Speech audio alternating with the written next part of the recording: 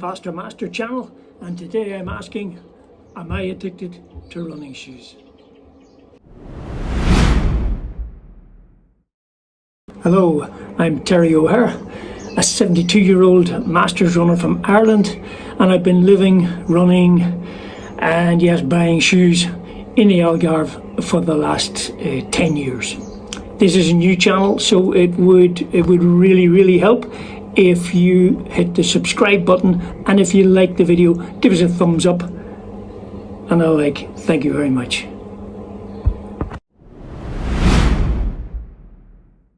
So, how does it get from this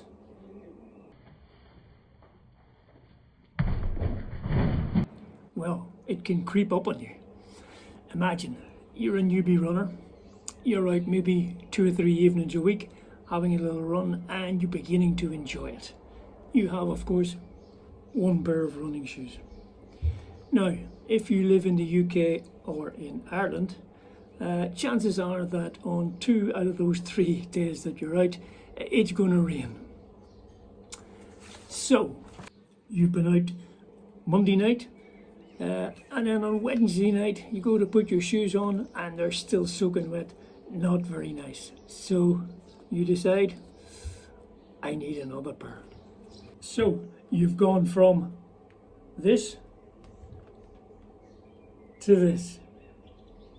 You're running another little while and someone tells you about park run. So next Saturday morning, off you go for your first ever park run, and wow, look down at people's feet. Look at the selection of colours, the big high stack shoes, and yeah, this is where it goes. You think, I need a pair of those. You've headed down the slippery slope, and before you know it,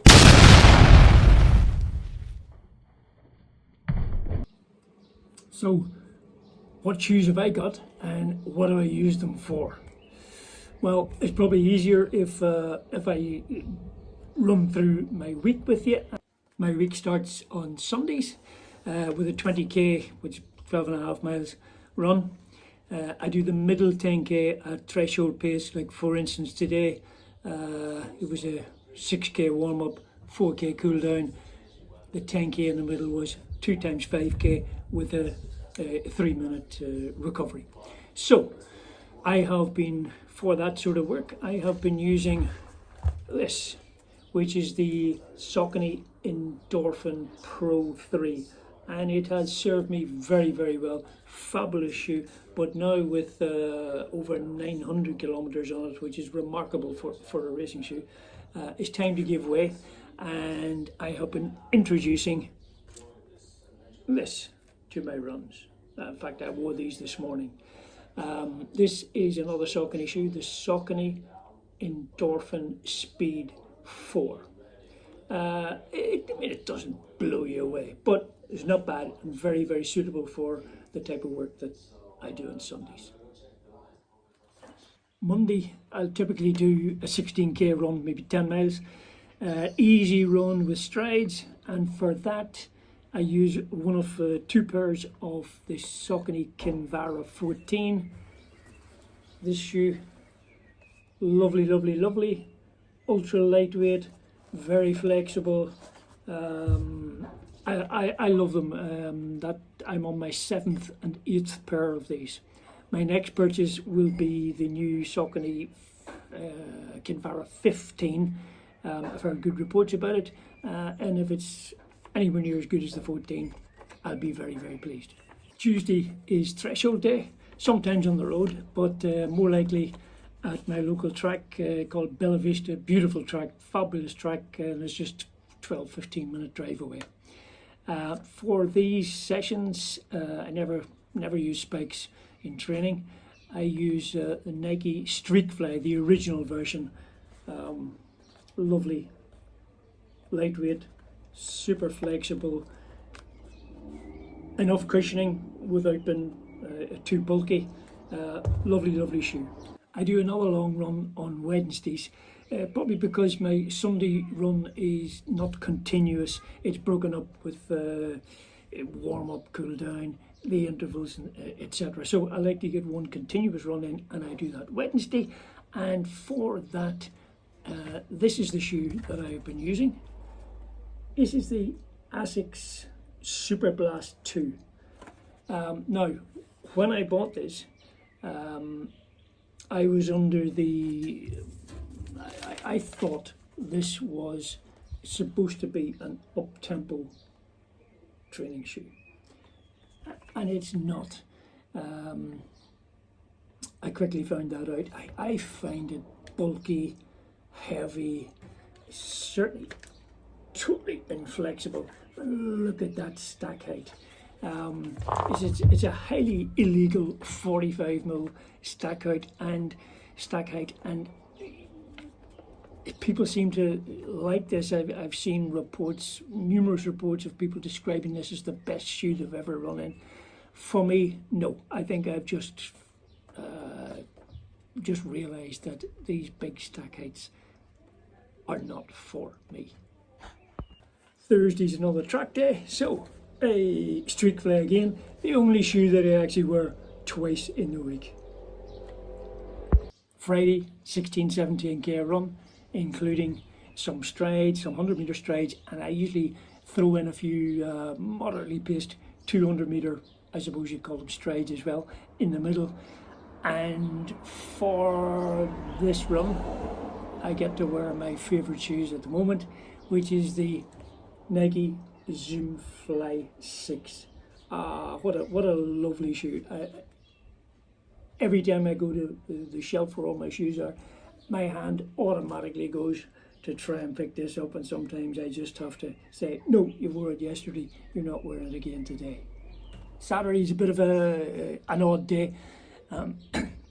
I tend to add up what distance I've done on a Friday night or Saturday morning, and if I'm aiming to do 120 kilometres for the week, which I've been doing for quite some time, I subtract and see what I've got left to do. Like this morning, I only had 14 to do to bring myself up to 120, and for that, another lovely shoe, the New Balance Fuel Cell Rebel 3. Not the most recent Rebel 4, which I've had, but again, the New Balance seem to have, gone the high stack route as well, and these are the older version, more of a normal stack height, and I definitely prefer, if you can get your hands on a pair of these, absolutely lovely, flexible, nothing to them weight wise, and fabulous cushioning.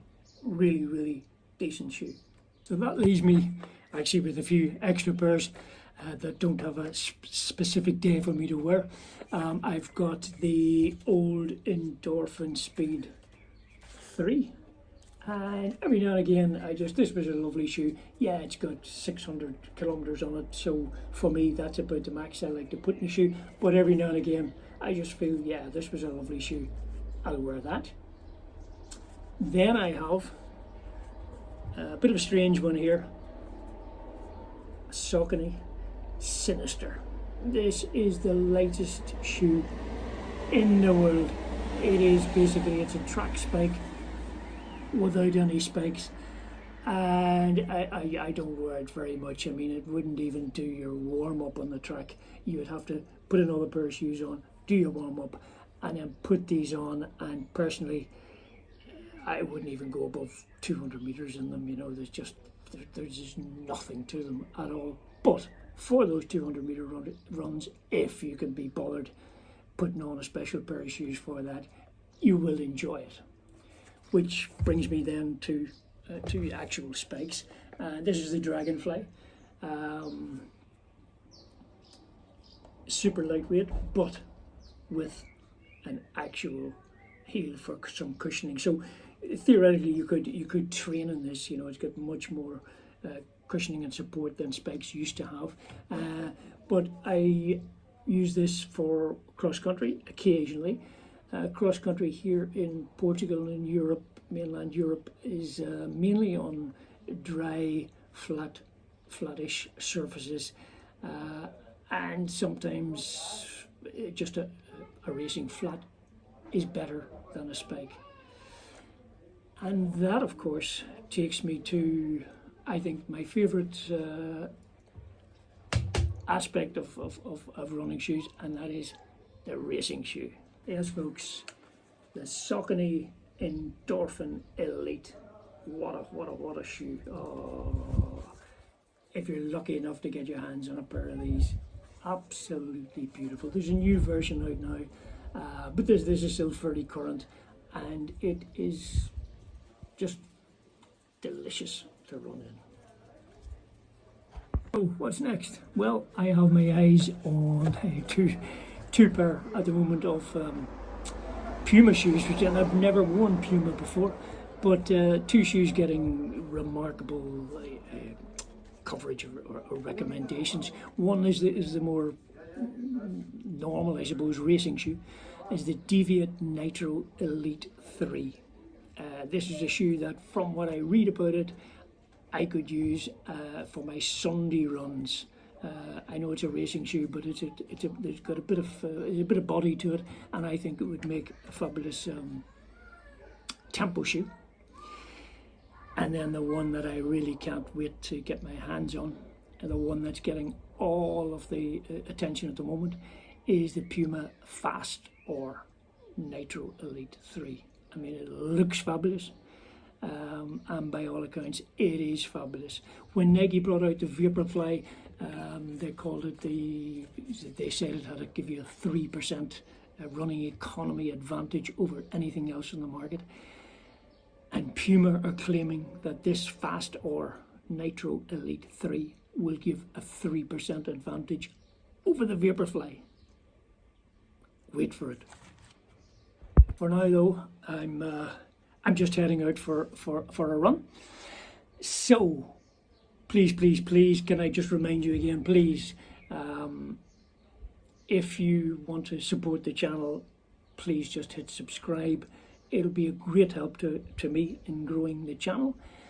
And if you've liked the video, give it a thumbs up, click as well. So, as I say, I'm going for a run now. So, your next bit of Portuguese lessons is Tchau, obrigado. And that means bye-bye. Thank you.